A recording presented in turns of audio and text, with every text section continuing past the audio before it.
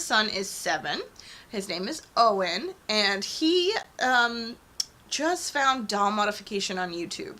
So he was watching some sort of video about dragons. You know, you fall down the YouTube hole and it leads you to all these different things. And then this channel called Dollightful, oh, it's not delightful, it's Dollightful, popped up. This lady's amazing. She lives overseas, but she is from here. She married a man from overseas, and so she spends time here and there. So she gets products from over there. I'm really not sure if it's Japan or Korea. I really don't know. She doesn't say in her videos where she's from. I don't want to offend anyone. I have no idea, really, technically, but she's from an Asian country, that's all I know. And so she spends half the time here and half the time there. So she gets stuff from, like, Hobby Lobby and craft stores here. I think her family's from out west. That's what I can kind of concur from the videos. And then she gets stuff from over there. So we've been watching her video, literally her dragon video. Owen, I'm going to put the link down below because it's just amazing. I had no idea that doll modification even existed. I didn't know it was a thing. And then Owen just found this dragon one, became obsessed. All we do is watch doll modification videos now, which is great because there's a lot of horrible stuff on YouTube, so for kids. And so doll modification, I'll listen to it. About a year ago, he was into anything that was monsters. So I'm huge into Halloween. I love Halloween. My younger son's into Halloween, but more of like the creepy side. Owen is into Halloween and more of the fun, like, oh, Frankenstein, and not the scary side. So he got into Monster High dolls. Some of you are probably going to be like, oh, he's a boy into Monster High dolls. Whatever. They're amazing dolls. They're creepy. Whatever. I'm going to let my kid play with whatever he's interested in.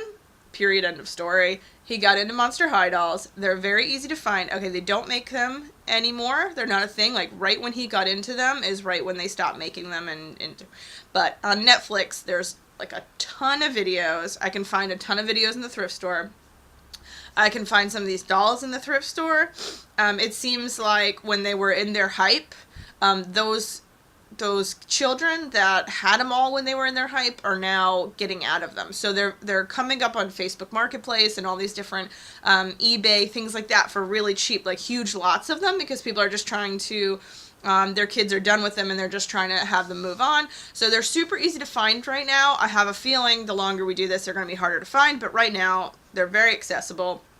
You can't really find them in the stores anymore, but any secondhand shops or eBay, things like that, you can find them very easily. So I'm trying to like gobble up as many as I can because now doll modifications, they're very nice articulated dolls.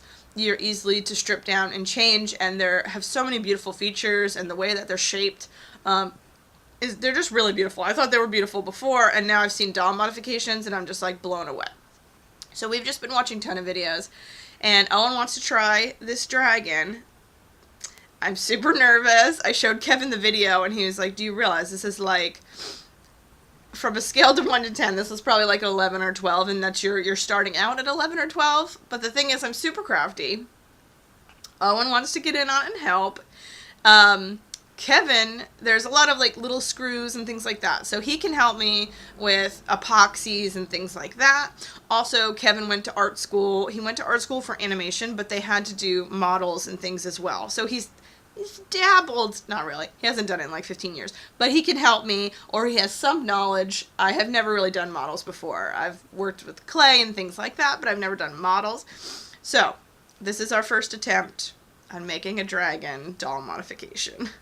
This is Owen and I's first attempt, and we are going to just follow exactly what Dollightful says to do. No, it's Dollightful, like delightful, but dolls. Oh. And so we are just going to go with that, and this is our first attempt. So Owen, I need you to hold the hair like that. Okay. I don't know if this is hair, hot pink hair that we want to keep in the future, but I'm going to try. So I'm just going to tie this off, and as we cut it, and then that way... Yeah, we'll make a dragon doll that we stole from the school, and you can find it on your tablets. It's called Doll Box. Mm-hmm.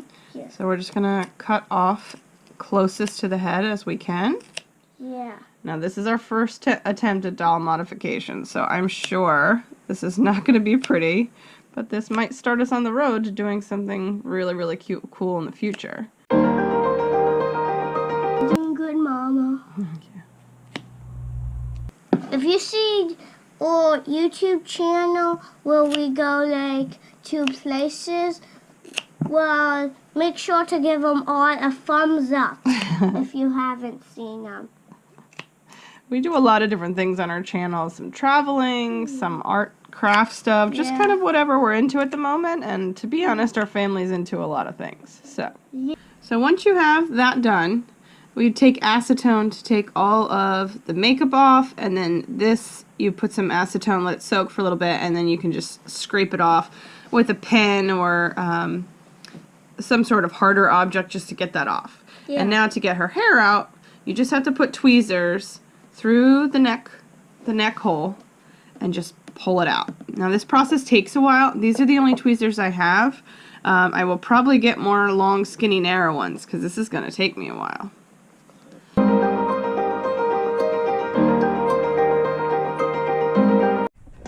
So now she is completely, all of her hair taken out. Took me about 25-30 minutes. Now this is my first time, so I obviously am slower than their average person.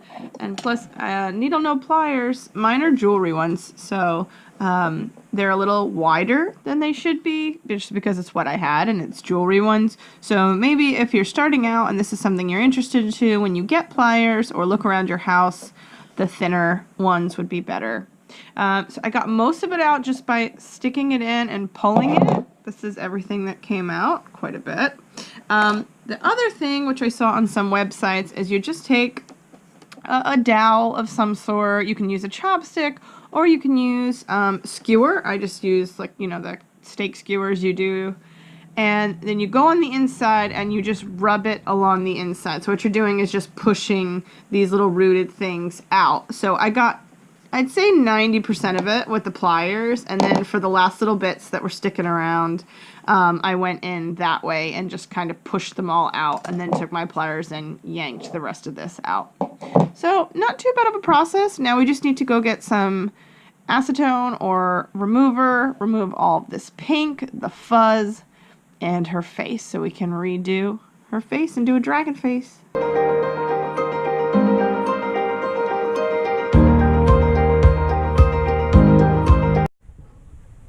Well, that really worked. All I did was just dip this in for less than 5 minutes, take a chopstick, and this is coming straight off. That wasn't difficult at all. So, acetone's working on one thing at least, or the nail polish remover, I mean, is working on one thing at least. I'll just get some regular acetone from the store, Kevin's workshop, and we can get all this makeup off much easier and quicker. You see that you use like Acetone. you use acetone to wipe off everything. Some remaining things, you don't need to worry about that because the hair will be over the remaining stuff. And oh, right there, well, don't worry about it because you'll just paint it pink. Today we are head shrinking. So right now I just got a glass container.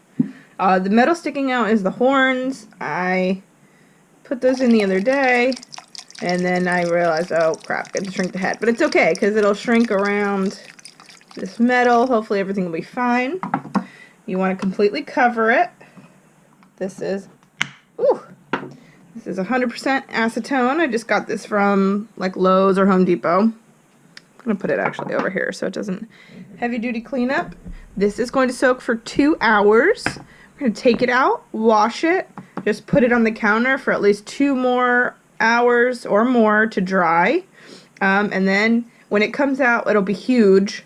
And then when it dries, it'll shrink.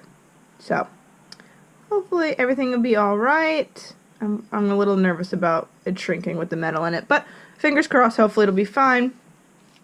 And these are all the other horns and ears, metal pieces. So they're kind of loosely fitting in there right now. So I'm actually, when we do shrink it, these will be really easy to put in and they'll actually fit more snug. Then I'll use the 2-part epoxy or my air dry clay. I haven't decided yet. I gotta watch the video one more time, and we will put them in and make horns and make little ears, so then I can easily just redo her hair with the horns in. So as you can see, this head is huge now. It doubled, if not doubled in size, and I still have like another hour.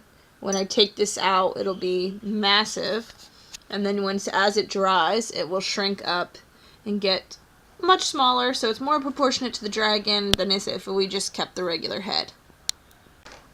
So I shrunk the head. This is huge now, probably double or triple the size it's supposed to be. Unfortunately, it ripped a little bit. Drying, I took it out of the liquid. Unfortunately, its ear cracked over here. I'm gonna have to put her hair over there. Maybe I'll make an ear here so it comes down and hides that. Where I had the horns, it cracked a little bit. Not so much there, which is good.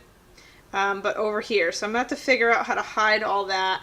Once it shrinks down, right now it's super gushy and very thin. Once it completely dries, I'm probably gonna let it sit until tonight, but once it completely dries, then I can go in and it'll be much sturdier and it'll be hard again, and I'll see if I can hide it with the horns or hide it with the hair when I retool the hair.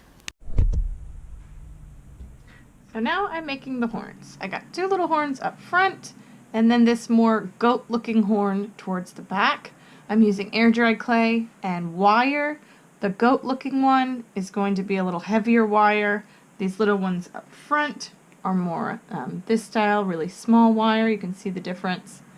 And I might add little ears things towards the bottom, but when I shrunk the head, this side's fine, that side popped through. So let's see what I can do with the injured ear.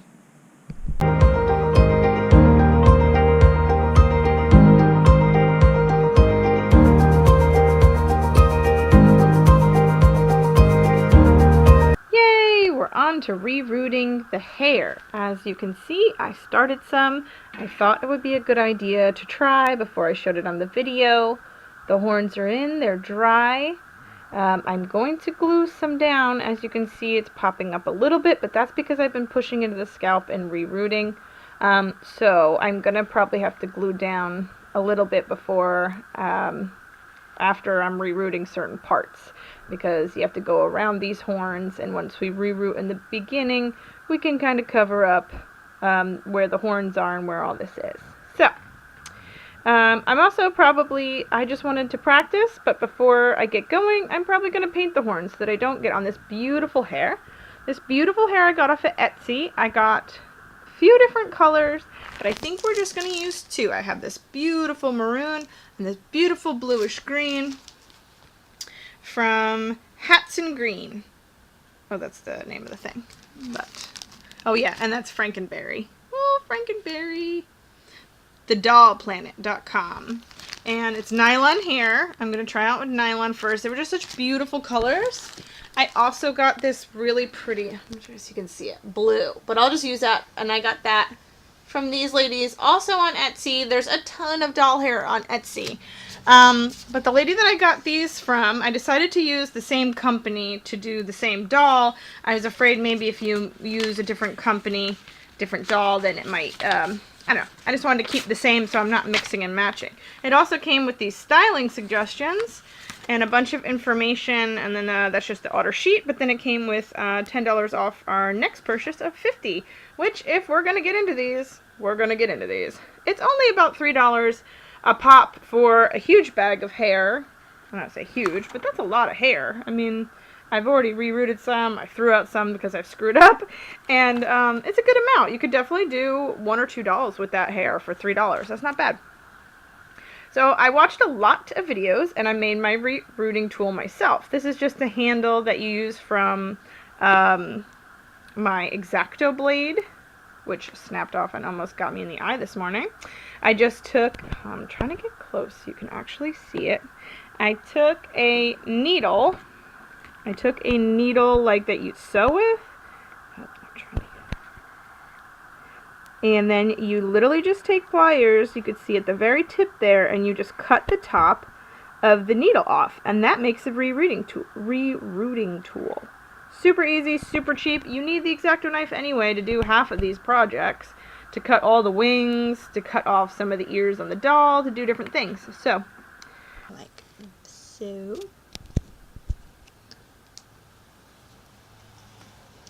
Then take your doll, where you're going to stick it in, and gently but not so gently push in. And then you reroute. You do hundreds of these, and we're doing the greenish blue on the bottom, and then we'll do the hot pink, hot purple on top.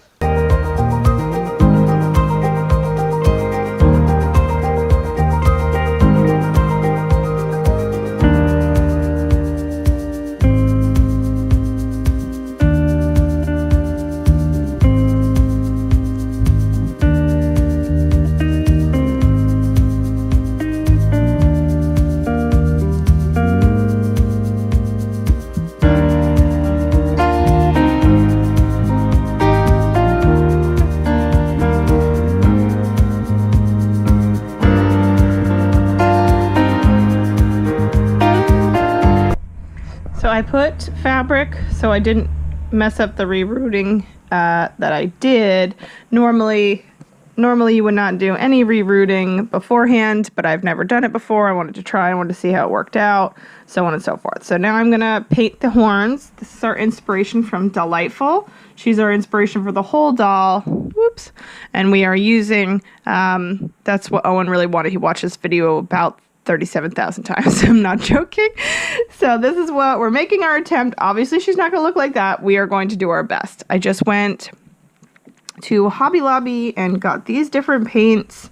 You should probably try to use the same type of paint, but this was just such a gorgeous blue. Look how pretty that blue is. So I don't know. The one that matched these was like, it was not cute. I thought this was more rich and it would contrast against, like, as you can see, it's just more dark and rich, and it contrasts against the neon really well. So let's see how this goes.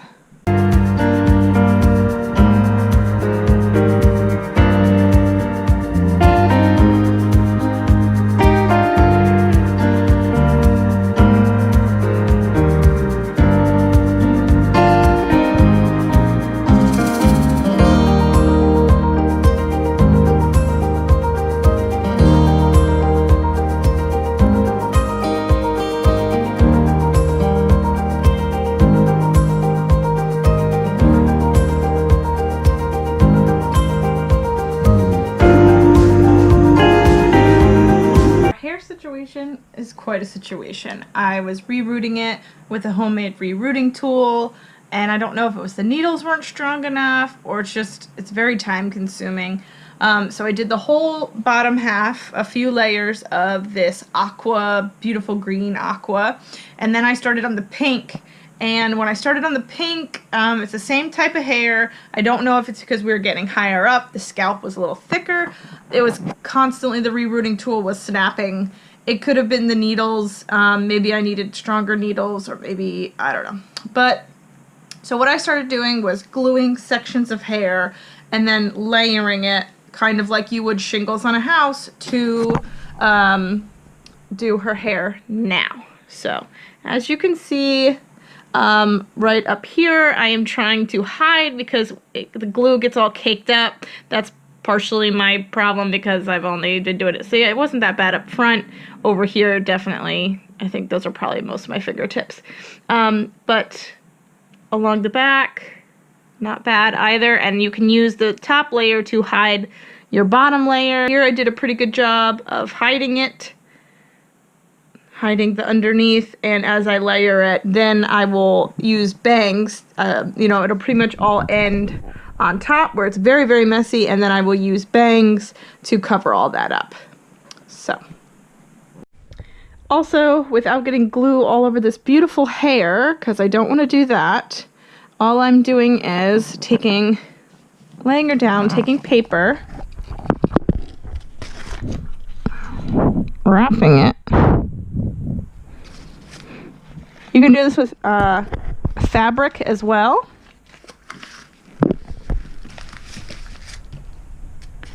Then I'm using a rubber band. Just keep it gently taut. I push it straight up, and that keeps all that beautiful long hair at the bottom from getting gross. You can also do this with fabric, but you're going to want to tape that off so that you don't get glue falling into the rest of it, and it's a little easier to maintain where the hair is falling so that you can hide it around the horns. We're going to have to hide up here up front, which I did a good job over here, so if I could keep that up, and then definitely hide all of this. I use Extreme Elmer's super glue to start with to kind of keep it there and hold it together, and then I've been using the other glues and little super glues to make sure it's very securely on there. So I configure it with the Elmer's, and then when it gets stuck into place, and if a few are coming up, then I'll use a little bit of this and a piece of popsicle stick to hold it down, and that really stays. The only problem with that is if it really stays and you have to sometimes you forget and use your finger, you see all that white, it's pretty much my fingerprints. So you just have to be a little bit careful with it. Obviously this is not the right way to do it, but this is what I have come down to because I'm having such a difficult time. I ordered a rerouting tool, but I ordered it from Wish, so God knows, and it's going to take forever to get here. So when I work on the Tin Man, I'm going to try to do a wig instead of the tooling because I had such an issue. Well, thank you for watching, guys. I will have more of this doll modification. If you're in to see a quick version of a professional, I'm going to put the link down below for Dollightful's page. You can see what we're working towards and kind of the garbage dumpster on fire that I'm creating. But it's our first attempt, but you can see the inspiration on Dollightful's page, link down below, and there'll be more videos on us making the wings and doing the body modification, and come along and see.